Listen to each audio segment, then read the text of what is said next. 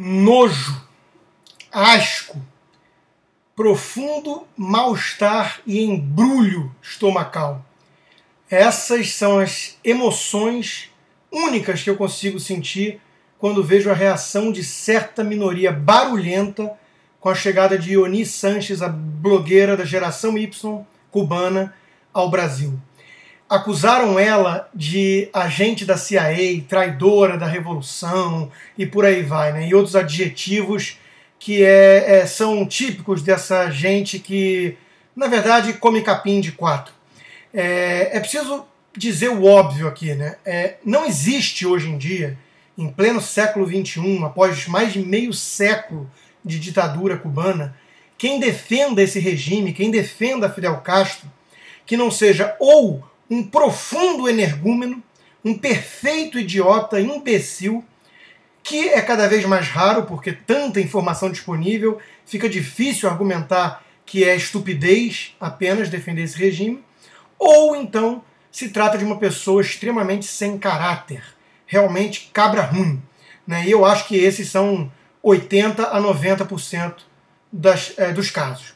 Então é realmente abjeto você ver essa blogueira, depois de tanto tempo, conseguir pisar fora de Cuba, né, um regime tão paradisíaco, tão bom, onde crianças não dormem na rua, onde não há miséria, que mais de 10% da população fugiu, mesmo em meio de tubarões, em qualquer coisa que flutuasse até chegar a Miami, né, ou que então teve que vetar a saída dos demais, porque senão ia ter um êxodo que simplesmente ia embora toda a ilha, né, todo o gado bovino de Fidel Castro.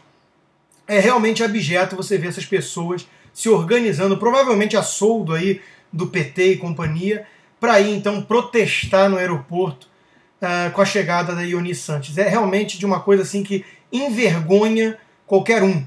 Né? Eu queria dar uma sequência aqui de recomendações de leitura, não para esses caras, porque realmente esses caras não sabem nem ler, né? Ou se aprenderam a ler são analfabetos funcionais, ou então, como eu disse, a grande maioria dos casos se trata de pessoas que não têm um pingo de caráter, né, para defender um regime como o cubano. Então não adianta a leitura. Né?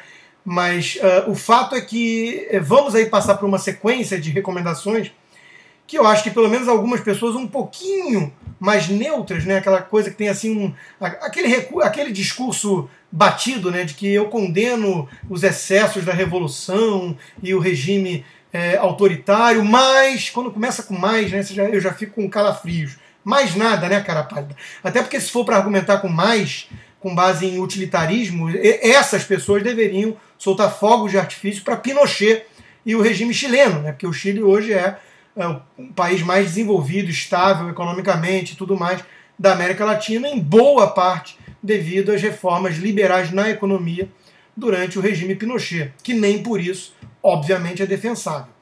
Mas qualquer um que vem com argumentinho de mais, pelo menos no lado social, deveria, em nome da coerência, elogiar muitíssimo mais o regime de Pinochet. Obviamente não o fazem, o que demonstra que todo mundo que começa com esses discursinhos de mais o lado social tem seu lado bom, né, também é imbecil. Né? Vamos falar a verdade. Também é imbecil quem repete esse discurso.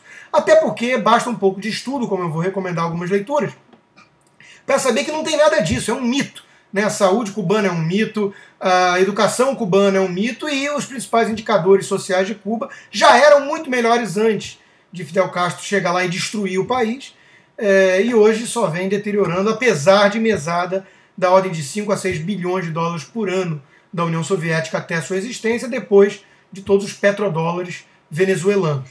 Mas para começo de conversa, eu citaria aqui um livrinho, porque é escrito por uma esquerdista argentina, Silêncio Cuba, onde ela mostra justamente essa revolta, esse mal-estar com o silêncio da esquerda, ou de boa parte da esquerda, em relação a todas as atrocidades do regime cubano. A esquerda democrática diante do regime da Revolução Cubana. E ela vem, então, lamentando essa postura vergonhosa que a gente vê aí realmente com essa chegada de Ioni Sanches ao Brasil. O grau de patetice, o grau de bizarrice que chega a postura dessa esquerda jurássica, carnívora, que infelizmente ainda existe, né, com todo o seu tom antidemocrático, anti-liberdade individual. Para conhecer um pouco melhor Cuba, nós temos algumas leituras aqui recomendáveis. Cuba sem Fidel, escrito por um americano, Brian Latell, que conhece a fundo o regime, porque ele trabalhou realmente, é óbvio que vão acusar ele de ser parte interessada do outro lado, mas ele trabalhou para o governo americano para entender o que era esse regime, o que era Fidel Castro, quais eram suas intenções, e Raul Castro, e ele retrata, então, inclusive aqui a juventude de psicopata já evidente nos atos de Fidel Castro.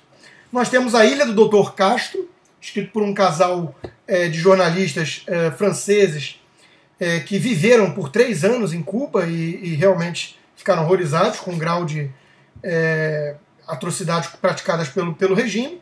Uma boa leitura. Nós temos o Fidel, né, mostrando aí como que esse tirano, assassino, psicopata consegue ser idolatrado por um bando de idiota útil mundo afora, principalmente Hollywood, né, com tantas celebridades tecendo loas a esse regime assassino, né, do Humberto Fontova, que aliás é cubano e conhece muito bem o regime. E tem esse outro livro também sobre Che Guevara, outro ídolo desses idiotas úteis, né, um psicopata também, assassino, que tinha vontade e sede de sangue, né, um sujeito que é retratado como pacifista, humanista, quer dizer, tem que ser muito burro para falar um negócio desses, ou muito mau caráter. Temos Contra Toda a Esperança, escrito por uma das vítimas do Gulag das Américas, que é o subtítulo, né, 22 anos preso nesse regime, Armando Valadares, que conta em detalhes, inclusive não recomendáveis para leituras perto da hora de dormir, porque realmente é de embrulhar o estômago, né? E tem artistazinho aí, né, que aplaude esse regime e se acha defensor dos fracos oprimidos, do povo, dos pobres, né? Vai ver o que os pobres passam nesse regime. Nós temos um livro de um brasileiro, né, Percival Pugina, meu amigo, Tragédia de uma Utopia, ele esteve lá e retrata como é que foi essa experiência. Nós temos, finalmente, os 2 livros aí do Manual do Perfeito Idiota Latino-Americano e A Volta do Idiota 10 anos depois, entre os autores Álvaro Vargas Llosa, filho de Mário Vargas Llosa, e Carlos Alberto Montaner, um cubano também. Então, qualquer um que lê um desses livros, né, mas eu recomendo a leitura de todos, porque é sempre interessante, até mesmo do ponto de vista antropológico, social e tudo mais, para conhecer como é que são esses regimes socialistas na prática, né, e nós temos esse caso bem perto aqui e ainda defendido por esses idiotas intelectuais e artistas brasileiros. Recomendo a leitura de todos, ou pelo menos quase todos. Com essa leitura, eu garanto a você que você vai compartilhar da minha revolta, desse sentimento de nojo realmente, com a reação desses idiotas aí, muitos deles financiados pelo próprio governo petista, como foi divulgado pela revista Veja esse fim de semana. A revista Veja, obviamente, alvo desses mesmos idiotas úteis, leitores de Carta Capital e coisas do gênero, né? Porque, obviamente, o mensageiro precisa ser detonado, porque a mensagem machuca demais. Mas, por fim, eu queria fazer um outro alerta, né, de que a Ione Sanches não é apenas alvo de difamação dessa esquerda idiota, né? Ela sofre também a difamação de uma certa direita que ama a teoria conspiratória, muitos seguidores aí de um tal filósofo, né, que acham então que num regime como o cubano não poderia haver uma dissidente como Ione Sanches. Eles até têm um ponto, porque é duro ser dissidente de fato num regime como o cubano, como o soviético, como todos os regimes socialistas, mas eles existem, e se Ione Sanches está viva, não é porque ela é agente não da CIA, e sim do próprio regime cubano, o que é uma estupidez afirmar também. É quem não conhece nada disso, né, da realidade cubana. Ela é uma dissidente que consegue estar viva até hoje, apesar de tanta pressão e até mesmo espancamento, prisões, tentativa de intimidação com a sua família e com ela própria, porque ela ficou grande demais graças à internet e graças à sua dissidência bem feita, clandestina muitas vezes, e ela passou a ser um nome reconhecido internacionalmente, o qual, se o regime fosse lá realmente tolher de vez a sua liberdade ou eventualmente jogá-la num calabouço, como tantos foram jogados, né, durante esses anos de regime, isso daria uma repercussão grande demais e eventualmente uma pressão internacional que não interessa à família Castro. Então é só por isso que ela consegue estar viva e ainda falando, e agora finalmente saindo do país para poder levar a sua mensagem. Mas eu recomendo a esse pessoal da direita, também tão conspiratória, que leia o livro dela. Eu acredito que não leram, né? Porque se tivessem lido De Cuba com Carinho, o livro que ela está vindo, inclusive, lançar no Brasil, eu acredito que em algumas passagens ficaria claro que essa teoria não passa de pura teoria conspiratória, conversa para boi dormir. Eu selecionei umas poucas, mas ela diz, né?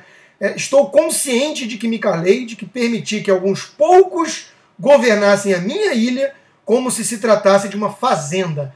Ora, alguém que fala isso é agente de Fidel Castro? Parece evidente que não, né? Em outra passagem ela diz...